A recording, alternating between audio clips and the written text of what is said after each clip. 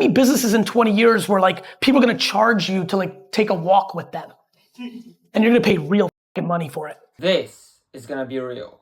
In fact, it already is real. A few years ago I was in China, and when I was there, I was actually in this phase of using my phone less. I just wanted to be in real life. So what I do, I started talking to random people.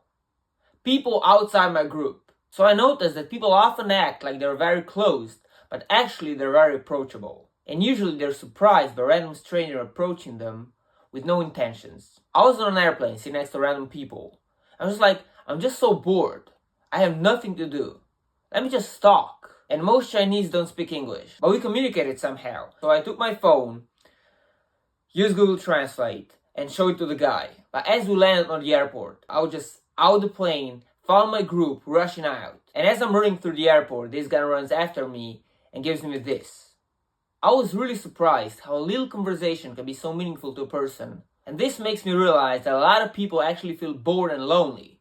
But they don't do anything about it because they're scared what others will think and too proud to admit it. You know, last year I was in Cyprus for 10 days and it felt the loneliest I've ever felt. I was traveling solo, there was no one I knew. So the last day when I was leaving, I was on a bus and I hear English. So I'm sitting there on a bus on my phone and I'm sick of it. So I stand up, go to them and say, hey, you mind if I join conversation? You're the first English-speaking people I met being there for the last 10 days. And they said, sure, no problem. And they were students, they just come on the island. They traveled to another city to spend some time on the beach. So I had my flight later that evening and just decided to join them. Spent a day with them instead of waiting on the airport for half a day and had fun.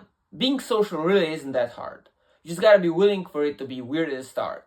The thing is, people are already paying for connection. They're not even paying for connection in the real world. They're paying for connection online. We've came to this point where online attention is worth more than physical attention. And it's just the narrative that I will never accept. So these days when I'm out cycling, I'm actually on my devices a lot. Think 10 plus hours a day. And it's killing me. But no matter what, I refuse to ever pay for connection. It's just a personal standard. Rather, I just structure my life so that I make sure that I'm outside, that I'm in the physical world, interacting with people. Why do you think I sell all this secondhand stuff? Because it gets me random, real-world interaction out of nowhere. It forces me to interact. Most of the time it's hell annoying. Just messages, my focus gets disrupted. But hey, that's a trade-off. I encourage the world to stay sane and pay for real shit. But since I'm an entrepreneur, I follow demand and don't judge it. So if the world decides they want to pay for this, so be it. But I know that I'm smart enough not to.